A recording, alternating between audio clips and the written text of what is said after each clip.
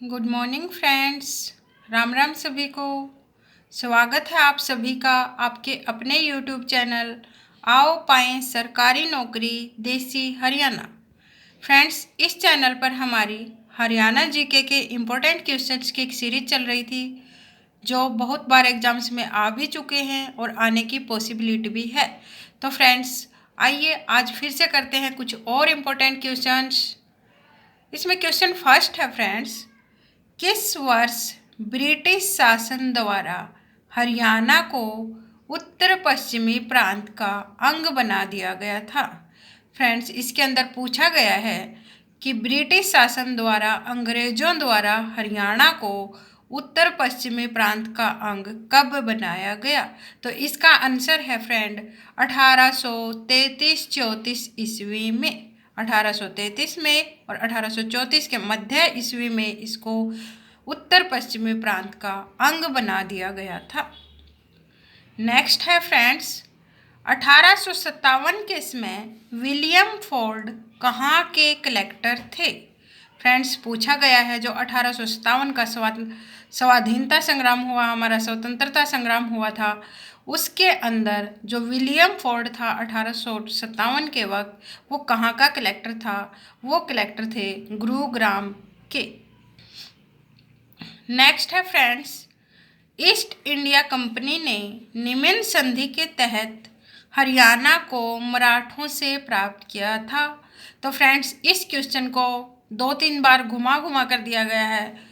इसमें जैसे अभी पूछा गया है, ईस्ट इंडिया कंपनी ने किस संधि के तहत हरियाणा को मराठों से प्राप्त किया था। तो इसका आंसर है फ्रेंड्स सर्जियन गांव की संधि के तहत।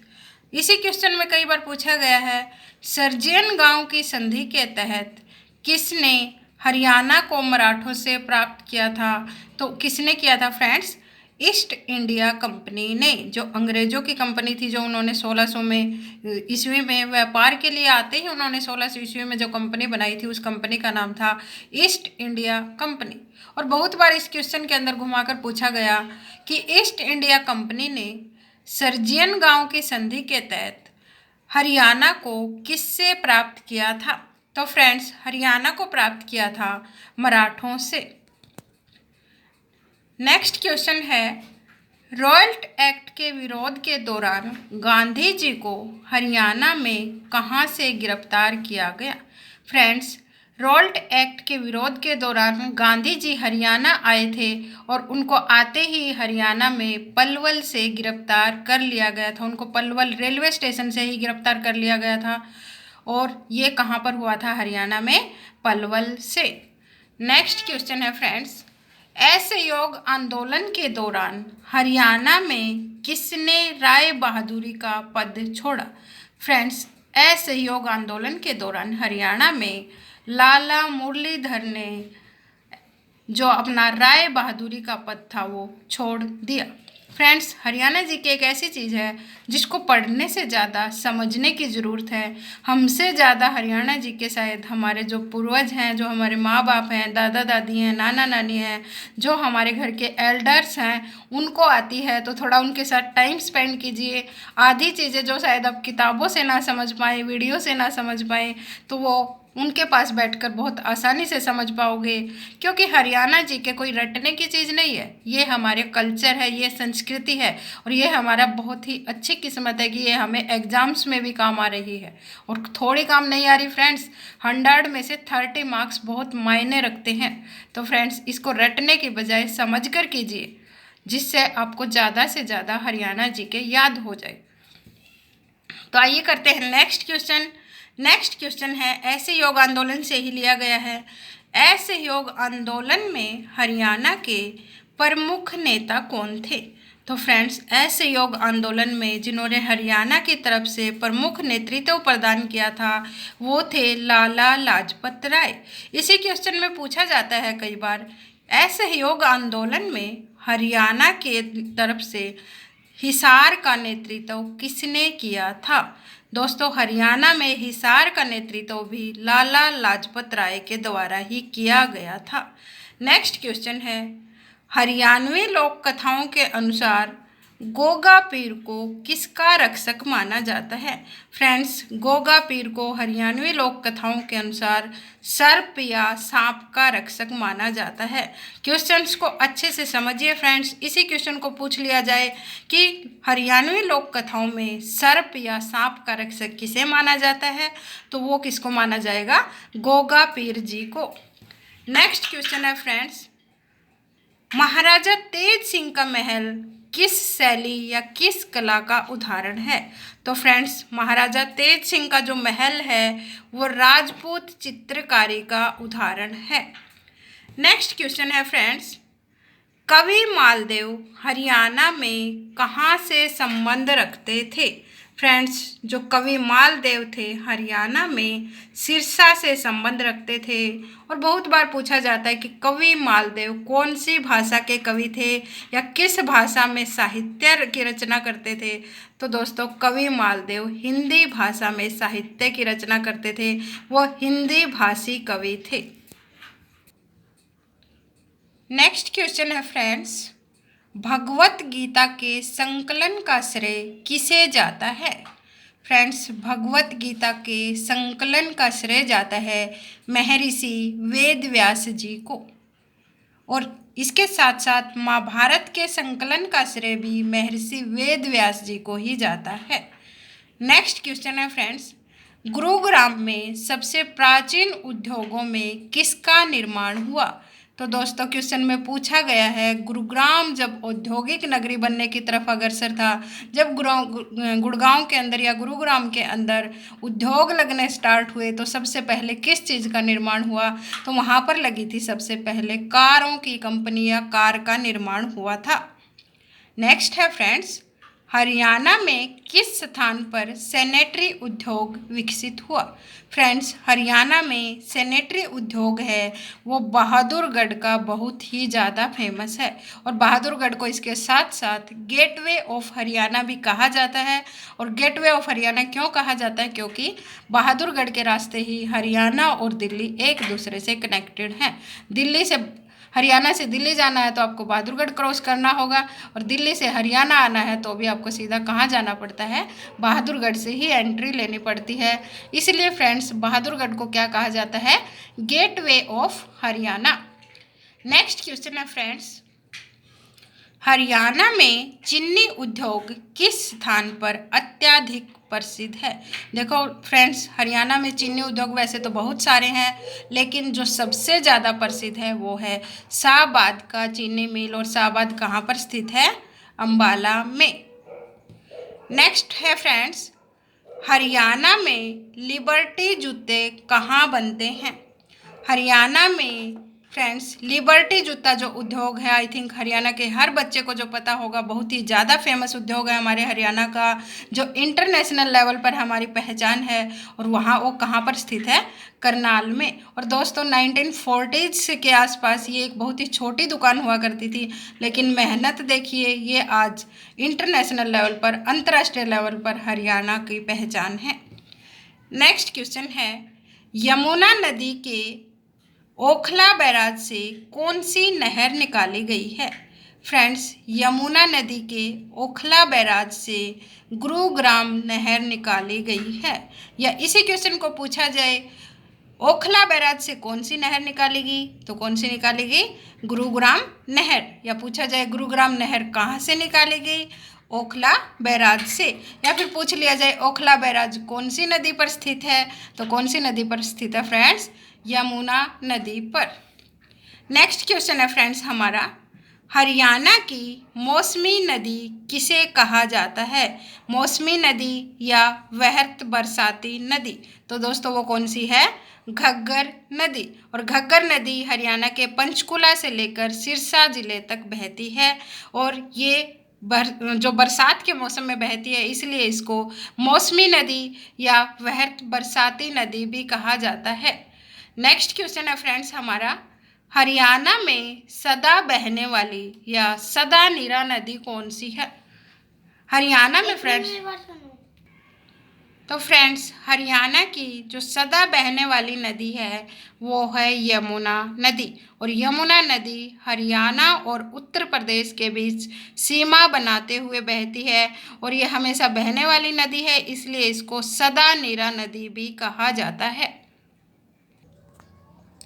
नेक्स्ट क्वेश्चन है फ्रेंड्स हमारा, मार्कंडा नदी की महत्वपूर्ण सहायक नदी कौन सी है? तो फ्रेंड्स, मार्कंडा नदी की महत्वपूर्ण सहायक नदी है टांगरी नदी। नेक्स्ट क्वेश्चन है हमारा, शिवालिक की पहाड़ियों से हरियाणा प्रदेश की कौन सी नदी निकलती है?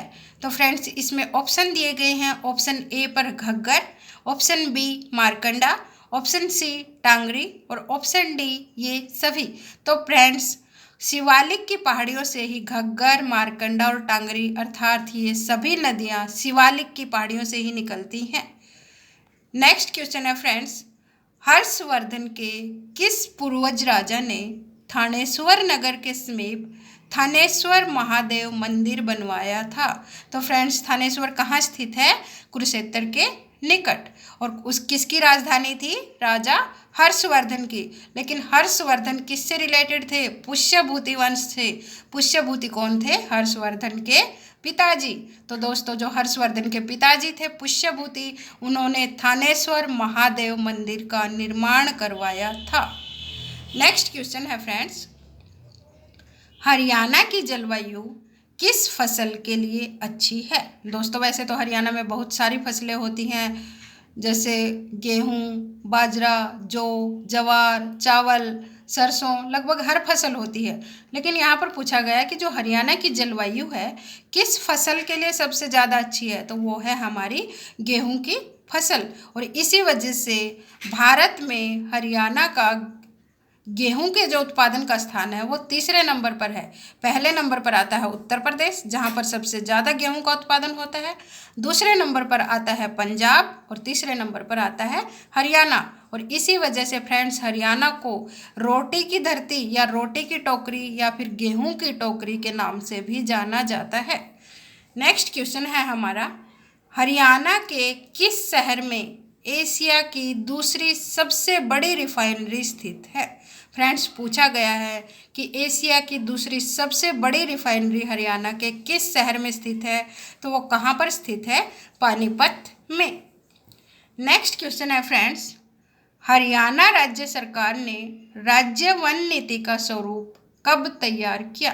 फ्रेंड्स, इसमें पूछा गया है कि हरियाणा राज्य सरकार ने जो हरियाणा में वनों का रिकॉर्ड रखने वाली नीति है, मतलब किस जिले में कितने वन हैं, या फिर हरियाणा में कितनी प्रतिशत भूमि पर वन है, या पूछा जाए किस जिले में कितने प्रतिशत वन है, तो उस सब का रिकॉर्ड रखने की जो नीति बनाई थी वो बनाई थी वर्ष 2006 में। नेक्स्ट क्वेश्चन है फ्रेंड्स, हरियाणा एवं पंजाब हाई कोर्ट को चंडीगढ़ में कब स्थानांतरित किया गया? तो दोस्तों, इसमें पूछा गया है जो पंजाब एवं हरियाणा हाई कोर्ट है। दोस्तों सॉरी, मैं राइटिंग में थोड़ी मिस्टेक है, हरियाणा एवं पंजाब नहीं होता, पंजाब एवं हरियाणा हाई कोर्ट होता है। उसको चंडीगढ़ में स्थानांतरित किया गया था 17 जनवरी 1955 में। आइए दोस्तों, हाई कोर्ट का टॉपिक किया गया तो उससे रिलेटेड जितने भी आपसे कंसेप्ट एग्जाम में पूछे जाते हैं वो सभी कवर करते चलते हैं। तो हाई कोर्ट से रिलेटेड और क्वेश्चन आपके बनते हैं, पंजाब एवं हरियाणा हाई कोर्ट की स्थापना किस अधिनियम के तहत की गई थी? फ्रेंड्स, पंजाब एवं हरियाणा हाई कोर्ट की जो स्थापना की गई थी वो की गई थी गवर्नमेंट ऑफ इंडिया अधिनियम 1915। फ्रेंड्स, ये जो हाई कोर्ट है वो हरियाणा बनने के बाद नहीं बना, वो पहले से ही था, भारत की आज़ादी से पहले से स्थापित है, और पहले इसको गवर्नमेंट ऑफ इंडिया अधिनियम के तहत 1915 में लाहौर में स्थापित किया गया था। और उस वक्त दोस्तों इस कोर्ट का नाम था पंजाब हाई कोर्ट। इसी में नेक्स्ट क्वेश्चन बनता है फ्रेंड्स हमारा, वो है पंजाब एवं हरियाणा हाई कोर्ट की स्थापना किस वर्ष की गई थी? फ्रेंड्स, हमने अभी किया कि पंजाब एवं हरियाणा हाई कोर्ट की स्थापना की गई थी गवर्नमेंट ऑफ इंडिया अधिनियम 1915 के अंतर्गत। दोस्तों बहुत सारी बुक्स में ये 1919 भी दिया गया है, बट जो ऑफिशियल डाटा है वो है गवर्नमेंट ऑफ इंडिया अधिनियम 1915। तो दोस्तों गवर्नमेंट ऑफ इंडिया अधिनियम 1915 के तहत लाहौर के अंदर 1919 में पंजाब हाई कोर्ट की स्थापना की गई थी। 1919 में लाहौर में, और नाम क्या था? Punjab high court. Next question है फ्रेंड्स, पंजाब एवं हरियाणा हाई कोर्ट को शिमला कब स्थानांतरित किया गया? तो दोस्तों 1919 में लाहौर में स्थापित किया गया था। 1947 में जैसे ही भारत को आज़ादी मिली, आज़ादी के साथ साथ भारत के दो टुकड़े भी हुए, एक बना भारत और दूसरा बना पाकिस्तान। तो दोस्तों भारत के साथ साथ पंजाब के भी टुकड़े हुए, आधा पंजाब पाकिस्तान में चला गया, आधा पंजाब भारत में आ गया। तो दोस्तों उस वक्त पंजाब हाई कोर्ट को लाहौर से शिमला स्थानांतरित किया गया। वो कब किया गया? 1947 में।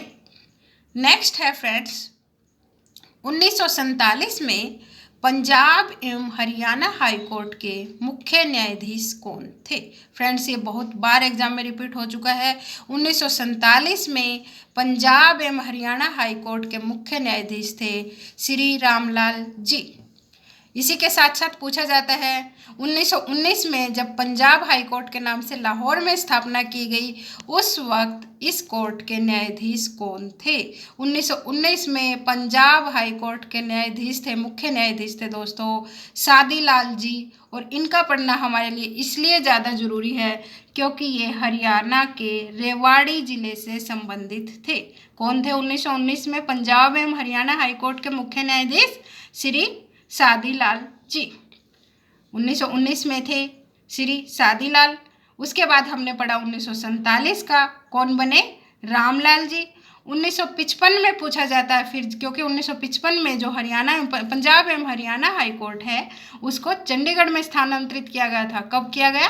17 जनवरी 1955 को।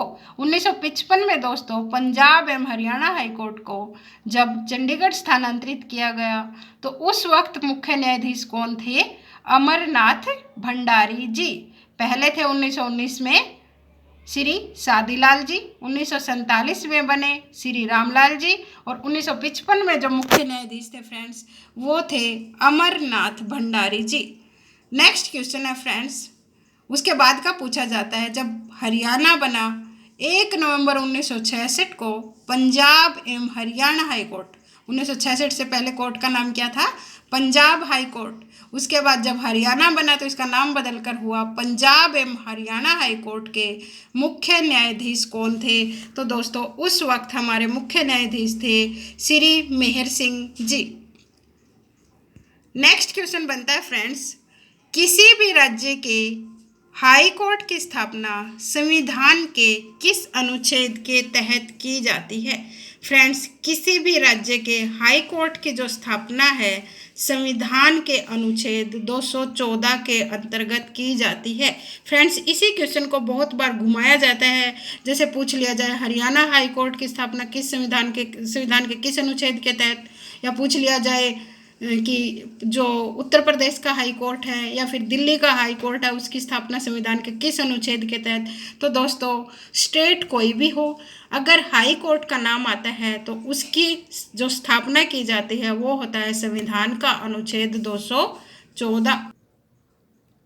नेक्स्ट क्वेश्चन है फ्रेंड्स, वर्तमान में पंजाब एवं हरियाणा हाई कोर्ट के मुख्य न्यायाधीश कौन है? तो फ्रेंड्स हमने पूरी डिटेल पढ़ी कोर्ट की, तो एक थोड़ा सा करंट अफेयर का क्वेश्चन भी साथ के साथ करते चलो। तो जो वर्तमान में पंजाब एवं हरियाणा हाई कोर्ट के मुख्य न्यायाधीश हैं वो हैं रवि कुमार झा। दोस्तों नेक्स्ट क्वेश्चन इसी के साथ कई बार हाई कोर्ट के साथ साथ सुप्रीम कोर्ट का भी पूछ लिया जाता है कि सुप्रीम कोर्ट की स्थापना संविधान के किस अनुच्छेद के तहत की जाती है? तो वो है दोस्तों संविधान का अनुच्छेद 124। तो दोस्तों हाई कोर्ट की स्थापना की गई संविधान के अनुच्छेद 214 के अंतर्गत। लेकिन सुप्रीम कोर्ट की स्थापना की गई संविधान के अनुच्छेद 124 के अंतर्गत। उम्मीद है दोस्तों हाई कोर्ट और सुप्रीम कोर्ट से रिलेटेड आपको सभी तथ्य बहुत अच्छे से याद हो गए होंगे। अगर आपको ये तथ्य एक अच्छे से याद है तो आप ये समझिए कि आपने अपना 1 नंबर क्योंकि पक्का कर लिया है, क्योंकि एक क्वेश्चन लगभग एग्जाम में आता ही आता है। नेक्स्ट क्वेश्चन है फ्रेंड्स, चैत्र चौदस का मेला किस जिले में लगता है? फ्रेंड्स, जो चैत्र चौदस का मेला है हरियाणा के कुरुक्षेत्र जिले में लगता है। कहाँ लगता है? कुरुक्षेत्र जिले में। नेक्स्ट क्वेश्चन है फ्रेंड्स, फुलकारी का क्या अर्थ है? तो दोस्तों हरियाणा में फुलकारी का अर्थ है श्याल बनाने की कला। नेक्स्ट है फ्रेंड्स, चित्रित मर्दभांड किस काल की संस्कृति को दर्शाते हैं? तो दोस्तों पहले तो आपको पता होना चाहिए मर्दभांड कहा किसको जाता है। मर्दभांड होते हैं दोस्तों, अगर आपने अपने घरों में कभी पुराने घरों में देखे हों तो दादा दादी के घर होते थे, कच्चे घर होते थे। अगर किसी ने देखे हों तो उनके अंदर बहुत बड़े बड़े मिट्टी के मटके रखे होते थे और उन्हीं के अंदर वो अनाज स्टोर करते थे, जो घर का कीमती सामान होता था। हर चीज़, पहले कोई टंकियाँ नहीं होती थी, कोई और स्टोरेज की जो फैसिलिटी थी वो नहीं होती थी दोस्तों, तो उसी के अंदर घर की सारी चीज़ों की स्टोरेज की जाती थी। तो उन्हीं के ऊपर दोस्तों बहुत ही सुंदर कलाकृति भी की जाती थी। उन्हीं चित्रित मर्द भांडों की जो हमें मिले हैं वो किस काल की संस्कृति को दर्शाते हैं फ्रेंड्स? तो वो दर्शाते हैं वैदिक काल की संस्कृति को। नेक्स्ट क्वेश्चन है फ्रेंड्स हमारा, हरियाणा की किस नदी पर रेणुका, किसाऊ और लखवार व्यासी बांध बनाए जा रहे हैं? तो फ्रेंड्स ये सारे के सारे बांध बनाए जा रहे हैं यमुना नदी पर। बहुत बार पूछा जाता है रेणुका बांध किस नदी पर बनाया गया? वो किस पर? यमुना नदी पर। या फिर किसाऊ और लखवार व्यासी बांध आ जाएं, वो भी किस पर बनाए जा रहे हैं? यमुना नदी पर। नेक्स्ट क्वेश्चन है फ्रेंड्स, तोशाम की पहाड़ी पर पानी के कितने कुंड हैं? तोशाम कौन से ज़िले में है फ्रेंड्स? भिवानी ज़िले में। तो तोशाम की पहाड़ी बहुत ही फेमस है और तोशाम की पहाड़ी पर पानी के कुंड भी हैं। देखिए दोस्तों बहुत ही अजूबा है, कितनी ऊपर पहाड़ी, वो भी बिल्कुल सूखा एरिया, रेगिस्तान की तरह भिवानी का एरिया है और उसकी पहाड़ी की चोटी पर कुछ पानी के कुंड बने हुए हैं। और वहाँ पर कितने कुंड है ये पूछा गया, वहाँ पर हैं 8 कुंड और इनके अंदर अति सुंदर पंचकुंड तीर्थ भी शामिल है। दोस्तों लोक कथा के अनुसार कहा जाता है कि इन कुंडों को पांडवों ने बनवाया था, इसी वजह से इनको पांडव तीर्थ भी कहा जाता है। और इसके साथ साथ ये भी कहा जाता है दोस्तों, जब पांडवों को वनवास के दौरान अज्ञातवास बिताना था 13 दिन का, तो उस दौरान पांडवों ने वो 13 दिन तोशाम की पहाड़ी पर ही बिताए थे। आइए दोस्तों कुछ और क्वेश्चंस करते हैं जो बहुत बार एग्जाम्स में आते हैं।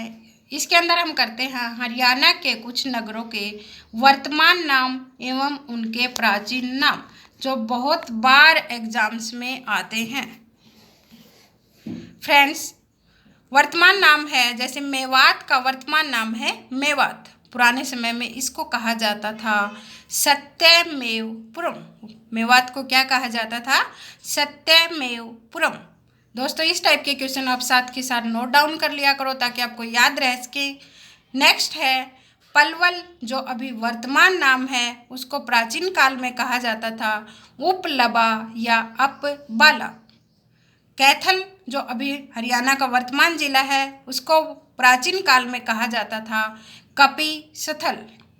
रोहतक, जो अभी वर्तमान नाम है, पुराने समय में उसका नाम होता था रोहितास। गुरुग्राम, जो अभी वर्तमान नाम है, वो बीच में बदलकर गुड़गांव हो गया था, परंतु हरियाणा सरकार ने उसको फिर से बदलकर उसका नाम अब वर्तमान में फिर से क्या कर दिया? गुरुग्राम। दोस्तों सोनीपत को पुराने समय में कहा जाता था सोनप्रस्थ। सोनीपत को क्या कहा जाता था? सोनप्रस्थ। पानीपत को क्या कहा जाता था? पनपथ या प्राणप्रस्थ। पनपथ या प्राणप्रस्थ। दोस्तों करनाल को प्राचीन समय में कहा जाता था कर्णताल। दोस्तों क्या कहा जाता था करनाल को? कर्णताल। यमुनानगर को प्राचीन समय में कहा जाता था अब्दुल्लापुर। दोस्तों अब्दुल्लापुर मंडी है जो यमुनानगर की, वो वर्तमान में भी बहुत ही ज़्यादा फेमस है। कैथल को दोस्तों आई थिंक कैथल रिपीट हो गया, कैथल को कहा जाता था कपिस्थल। जींद को क्या कहा जाता था? जैंतपुरी, जहाँ पांडवों ने कौन सा मंदिर बनवाया? जयंती देवी का, क्योंकि जींद जिला है जो महाभारत काल से जुड़ा हुआ है, जहाँ पर पांडवों ने मन्नत मांगी थी कि अगर हमारे लिए हमारी महाभारत काल में विजय होती है तो हम आपके लिए एक मंदिर बनवाएंगे। तो दोस्तों जींद को प्राचीन समय में क्या कहा जाता था? जैंतपुरी। तो दोस्तों आज की वीडियो में इतना ही। अगर आपको हमारी वीडियो पसंद आई हो तो like, share and subscribe our channel. उम्मीद करते हैं आपको पसंद आई होगी। मिलते हैं नेक्स्ट वीडियो में।